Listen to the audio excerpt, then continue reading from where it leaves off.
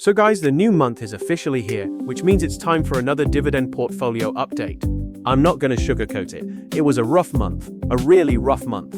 But that's part of this game, and today I'm going to show you exactly what happened in my portfolio, which stocks hurt me the most, what I bought while things were down, and what my plan is moving forward into June. Before we dive in though, I want to ask you something specific.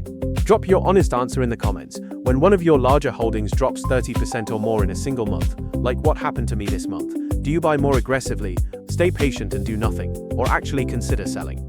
I want to hear your real approach, not the textbook answer. I'll reply to as many of you as I can. Anyway, let's get into it. Getting into how my portfolio performed, I'm looking at my main taxable brokerage account over on Snowball Analytics, still my favorite portfolio tracker. Right now, this account is valued at $16,649 and is projected to generate about $3,760 in annual dividends. Compared to last month, we did take a step back in value. Month over month, the portfolio dropped roughly $2,000. Like I said, it was a tough month. But on the income side, we're still moving in the right direction. We added $35 to our projected annual dividend income in this account alone. Looking at the monthly performance, we were down 5% in May. That wiped out all the gains we made in April and was almost as bad as March, when we were down 6%. For context, the S&P 500 was up over 5% in May, the Nasdaq ripped higher with over 10% gains, and even SCHD finished in the green, up 1.3%. So yes, we underperformed the broader market pretty significantly this month. Year to date though, we're still in the green at about plus 4%, even if we're lagging behind the S&P 500 and Nasdaq so far this year. SCHD continues to perform well too. The reality is, one stock in particular drove the majority of our losses this month, but most of my holdings were still in the red. Let's take a look at the best and worst performers. Even though most stocks were down, I did have a few that held up well. My best performer for the month was Williams-Sonoma, which is now back above $200 per share and finished up 12.4% in May. Year to date, it's up 8.4%. AbbVie was also in the green, up about 3% for the month, though it's still down around 5% year to date. ClearSecure had a solid month too, finishing up about 4%. It actually ran much higher during the month before pulling back recently, but year to date it's still crushing it at plus 61.3%. Now, let's take a look at the downside and where things went wrong this past month. As most of you probably expected, Zoetis was by far my worst performer. It dropped 32.4% in just the past 30 days, and is now down close to 40% year to date. Because it had a large weighting in my portfolio, with a cost basis of around $10,600, it's currently down 44.38% from my purchase price. That single position is what caused most of the damage to my overall account value this month. Watsco also took a big hit, falling 16% in May after peaking near $440. It's still up about 6% year to date though, and despite the volatility since I bought it late last year, I'm holding steady. Lowe's was down 10.2% for the month, and is now down 13% year to date. At current prices around $214, I actually think it's starting to look interesting again. Beyond those three, quite a few other holdings were also in the red, including Main Street Capital, Chevron, Blue Owl, Realty Income, EPD, and Vichy Properties. All but 5 of my positions finished the month lower.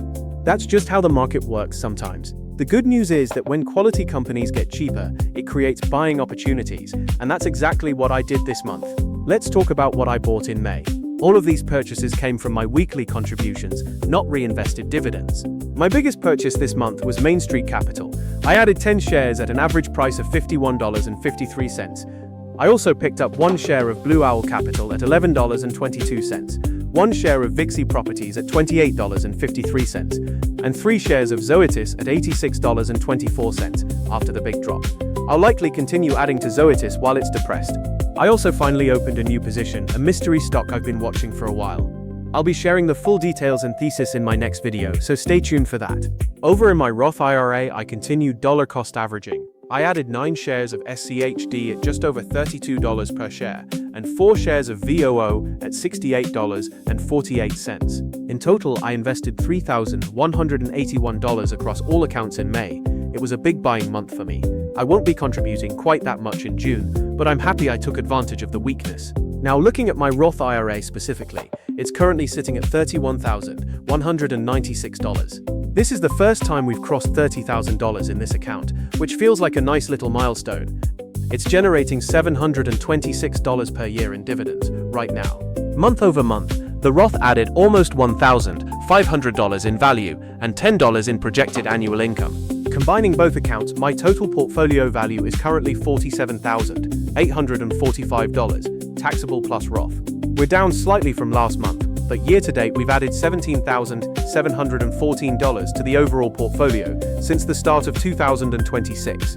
On the income side, we've grown our projected annual dividends by $411 in the first 5 months of the year.